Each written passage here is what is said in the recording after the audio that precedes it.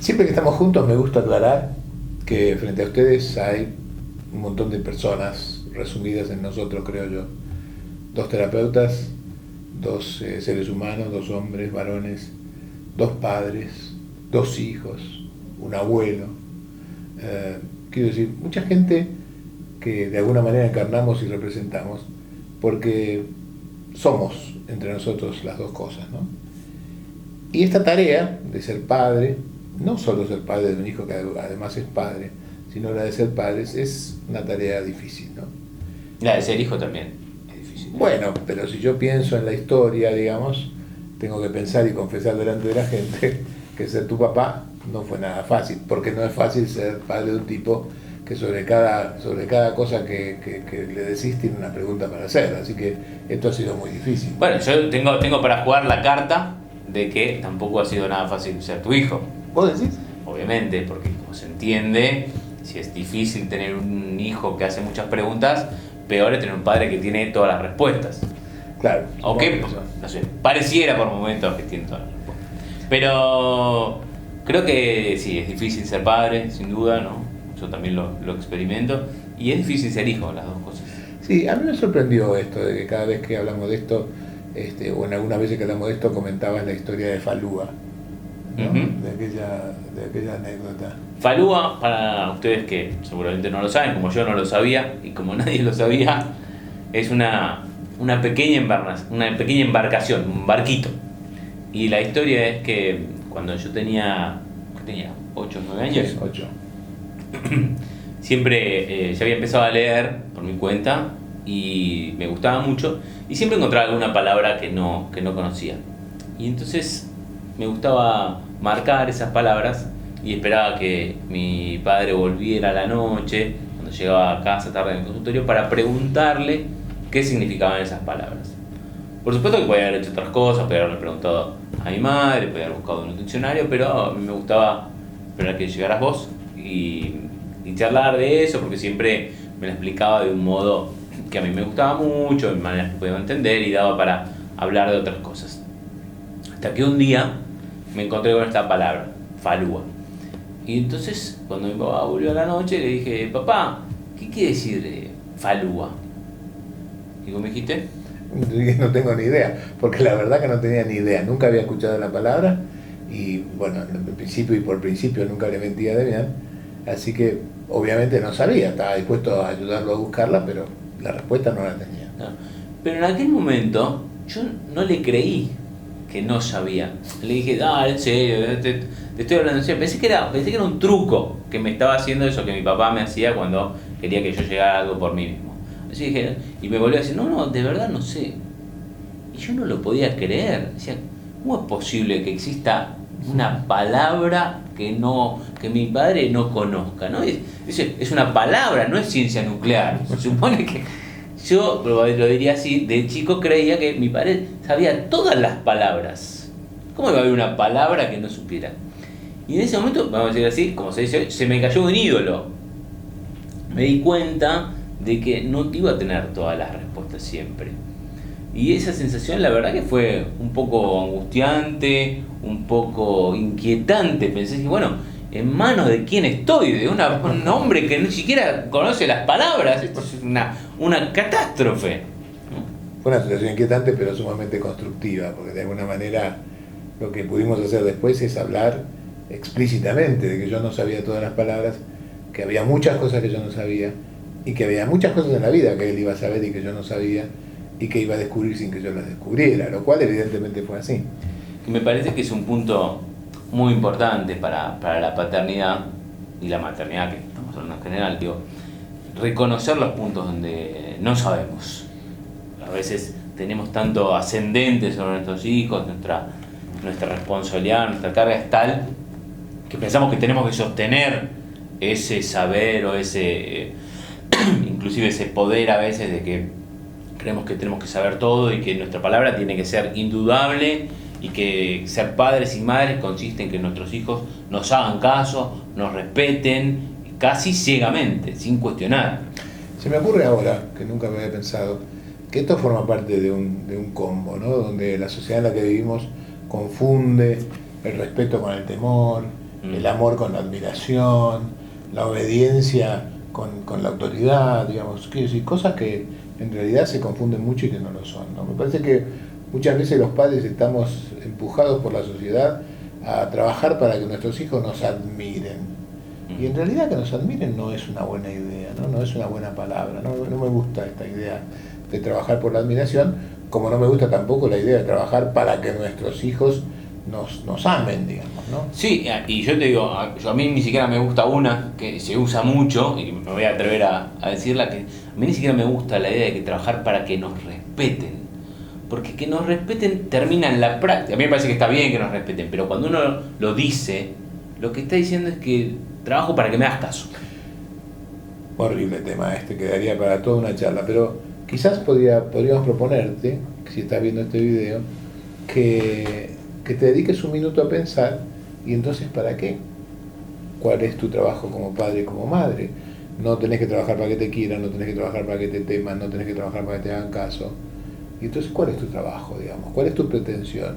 ¿Cuál es tu expectativa? ¿No? Finalmente, ¿qué es lo que los padres queremos de los hijos? Como preguntamos siempre, ¿no? Bueno, lo cierto es que nosotros hemos hecho esta pregunta a mucha gente, en muchos países, a distintas audiencias, y finalmente, después de pensar un poquito, siempre aparece la misma respuesta, y es que lo que los padres y madres queremos de nuestros hijos, y que para eso hacemos todo el trabajo que hacemos, es que nuestros hijos sean felices. Es invariablemente la respuesta que surge. Y esa respuesta conduce a darse cuenta que todo lo otro que queremos de nuestros hijos, lo queremos porque creemos que con estas otras cosas serán más felices. Quiero decir, queremos que estudien porque creemos que con estudio van a ser más felices, queremos que se casen con alguien que sea digno de ellos porque creemos que así van a ser felices, queremos que progresen económicamente porque creemos que así van a ser felices, y otras tantas creencias, verdaderas o falsas, que forman parte de nuestra historia, no de la de ellos, ¿no? Sí, y me parece a mí que hay dos cuestiones ahí que pensar. Una, que es importante del lado de los hijos, quizás saber esto, y pensar que tal vez alguna de estas tonterías que mi papá y mamá insisten tanto con que yo haga, quizás no es que quieren dominarme ni de obligarme, quizás es que ellos están convencidos de que esa es la manera en la que yo voy a ser feliz. Probablemente, o no, quizá, o posiblemente, se equivocan. Y había que hablar de eso. Quizás yo, si logro decirle a mi mamá o a mi papá, mirá, yo entiendo que vos querés esto porque pensás que es mi felicidad, pero no va por ahí. Yo no voy a ser feliz de esa manera. Quizás logre que me sigan por otro lado. Y una segunda cuestión es que pareciera que a veces los padres y las madres nos olvidamos de esto, de que queremos que nosotros Yo estoy de acuerdo. Y empezamos a pedir y a esperar otras cosas, pero, y a pensar que, bueno, porque me tienes que respetar, porque me tienes que obedecer, porque me tienes que hacer caso. ¿Sabes por qué hacemos esto? Porque no nos olvidemos que la tarea de ser padres implica muchas cosas, ¿no? Implica la presencia, implica el sostén económico, implica el soporte real y concreto de la situación. Ser padre y ser madre significa muchas cosas, significa cuidar, significa proveer, significa alimentar, pero también significa educar. Quiero decir, todos llegamos a ser padres sin ningún conocimiento de cómo se hace, porque como bien me dijiste un día, vos me enseñaste a ser hijo pero no a ser padre, y tenías razón en realidad. Desde este lugar no sabemos muy bien cómo se educa, y la verdad que la sociedad da algunos mensajes que son prácticamente terroríficos, ¿no? Bueno, es la idea esta de que un niño bien educado es un niño tranquilito, que no dice nada, que se queda sentado en un rincón y no molesta a los adultos. Y esta es la idea que nosotros hemos venido trabajando. Parece que ese es un niño obediente, no un niño educado. La educación es otra cosa, no es un niño que haga caso. Yo creo que primero tenemos que preguntarnos, bueno, ¿por qué queremos eso? ¿Por qué queremos que un niño obedezca? Bueno, una razón así bastante mala, digamos, sería para que no moleste, para que no me moleste a mí, pero entonces no estamos cumpliendo nuestra función. Otra razón es que por ahí yo creo que lo que a veces nos sucede como padres y madres es que no soportamos no poder llevar a nuestro hijo o a nuestra hija en la dirección que a nosotros nos parecería lo mejor. Puede ser. Y cuando sucede eso, nos ponemos como enloquecidos porque nos sentimos una impotencia tan grande que terminamos gritando, amenazando, castigando, haciendo cualquier cosa con tal de que nuestro hijo se encamine. Sí, un inciso. Tanto es así que en realidad las escuelas y los colegios a los que mandamos a nuestros hijos de alguna manera ayudan en esa misma dirección. Quiero decir, la educación, incluida la educación que se le da académicamente o escolarmente, no tiende a cumplir con el objetivo que tenemos como padres. ¿Te acordás? Dijimos, el objetivo como padres es que sean felices, pero la educación es para que sean obedientes, para que sean buenos ciudadanos, para que sean buenos empleados, para que ganen mucho dinero, para que escalen económicamente en la sociedad, para que sean reconocidos socialmente. Quiero decir, no es una educación que está centrada en ser feliz, digamos. Me parece que por suerte hay todo un movimiento ahora de reevaluación de eso, donde muchas instituciones educativas empiezan a incluir esta idea que va muchas veces teniendo que dejar la otra, dejar esa educación tan utilitarista. No solo eso, sino que además tener que abandonar para siempre una postura educativa que atrasa 300 años, que es la historia de premios y castigos. Porque creo que la historia de educar a través de premios y castigos no tiene vigencia en la sociedad en la que vivimos. Lo que pasa es que yo coincido con vos, obviamente, pero me parece que lamentablemente los premios y castigos terminan siendo casi la piedra fundamental con la que educamos a nuestros hijos. Cuando empezamos a pensar en los problemas que tiene, creo que a veces por ahí no identificamos esos problemas y además tal vez nos quedamos sin opciones. Y bueno, si no uso los premios y castigos, ¿cómo lo educo? Me parece que primero tenemos que pensar esto de que parece muy inocente, la cuestión de los premios y los castigos, pero nosotros pensamos que es muy perjudicial, porque la verdad es que conseguimos a veces que nuestros hijos hagan lo que nosotros queremos, que tomen la conducta indicada, pero por las razones equivocadas. Si yo le digo a mi hijo, si no estudias, te saco la PlayStation, te saco la consola de juegos, y consigo que estudie con eso, lo cual además no siempre es cierto. Muchas veces el chico no juega a la PlayStation y tampoco estudia, no hace nada. Pero aun cuando consiga que estudie, no le enseñé nada respecto del valor de la educación, ¿no? del valor del estudio. Él sigue pensando que lo mejor es jugar a la PlayStation. Solo estudia para jugar a la PlayStation. Terminamos reduciendo el estudio, el valor que yo quería transmitir, a un medio necesario, a un mal necesario, y la PlayStation termina siendo lo que es valioso y lo bueno. Sí, con el agravante de que, como decimos siempre, cuando se pueda comprar la PlayStation no estudia nunca más en la vida, ¿no? Porque ya no tiene esta herramienta y este acicate. Y otra cuestión es que los chicos se dan cuenta rápidamente que si no puede jugar a la consola porque no estudió, es un capricho de los padres. Que no hay relación entre no hay una relación causal entre una y otra. Y se dan cuenta de eso y entonces se resienten los padres. Bueno, uno podría decir, bueno, no es, como dijimos, no es mi función que me quieras.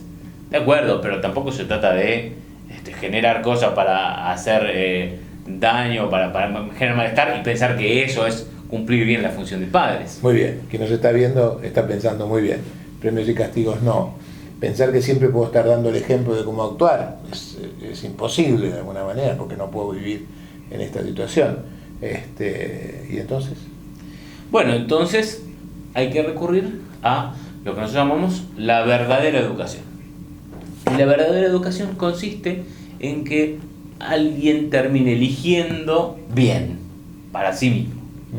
Darle las herramientas para que pueda llevar su vida en la dirección que sea mejor para esa persona. A mí me gusta mucho remarcar la idea de un concepto equivocado que yo traje durante mucho tiempo y que yo denosté durante mucho tiempo como palabra, que era la palabra disciplina. Se entiende disciplina como el rigor de la obediencia absoluta a una pauta y una norma, ¿no? Y sin embargo, la palabra disciplina viene de discípulo y significa concretamente la capacidad para hacerse discípulo de lo correcto, Ser disciplinado significa ser discípulo de lo correcto. Y la educación consiste en convencer a nuestros hijos que lo correcto es lo mejor para ellos. Que es lo mejor para ellos, no que es lo que tiene que hacer para satisfacerme a mí. La disciplina tiene que ver con esto, ¿no? Con hacerse discípulo de lo correcto. Esto es que cuando yo no esté a su lado para señalarle, para premiarlo o para castigarlo, de todas maneras él elija lo correcto.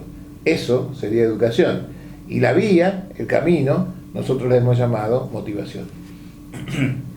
Motivación quiere decir que nuestro hijo, nuestra hija, termine eligiendo por sí mismo aquello que es mejor para él, para ella, que muchas veces coincidirá con lo que nosotros le decíamos.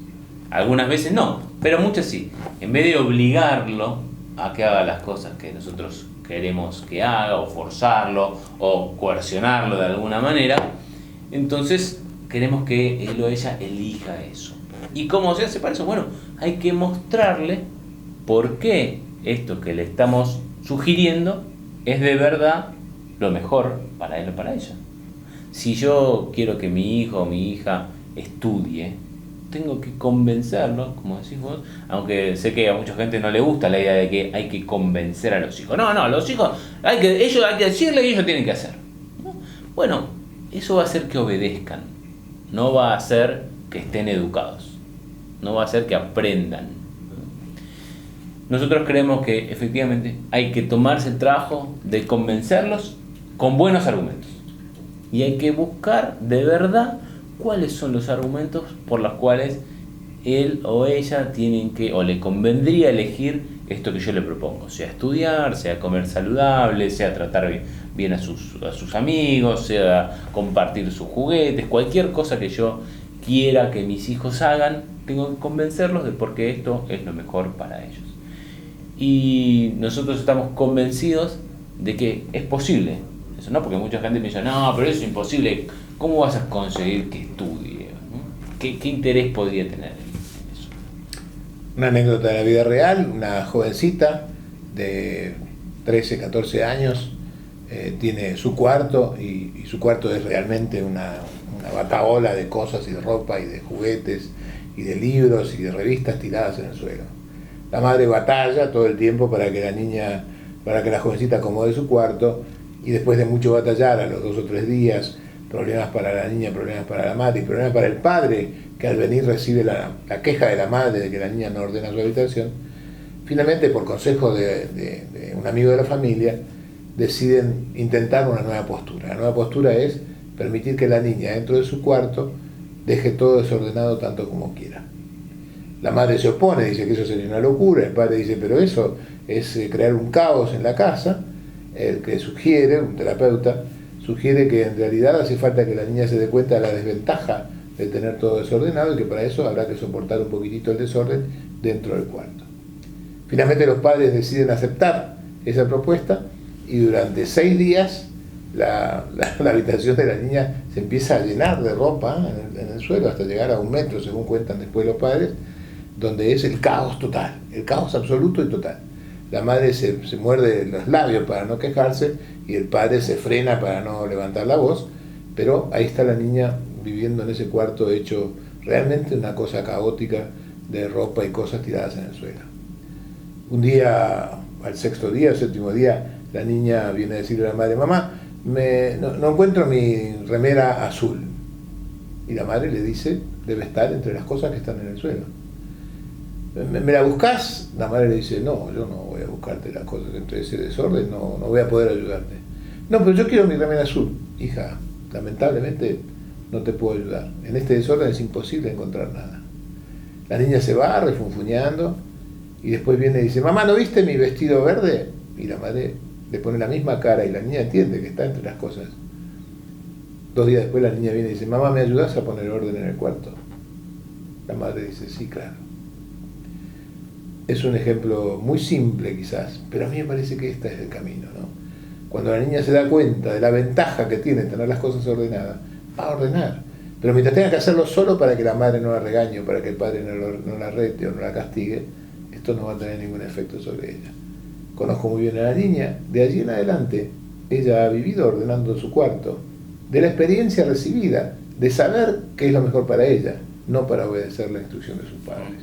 Sí, a mí lo que me parece interesante de ese ejemplo es que no solo es como una estrategia, sino que consigue que alguien realmente entienda los efectos que tiene una conducta, entienda las razones. Claro, el castigo no es que el padre o la madre lo van a castigar, el castigo es la consecuencia de su acción equivocada. Exacto, en ese sentido, casi puedo decir, no hay castigo. No hay castigo. Hay consecuencia. Me parece que la tarea de los padres y las madres es decirle, mira, si yo creo que si vos haces esto, pasa tal otra cosa.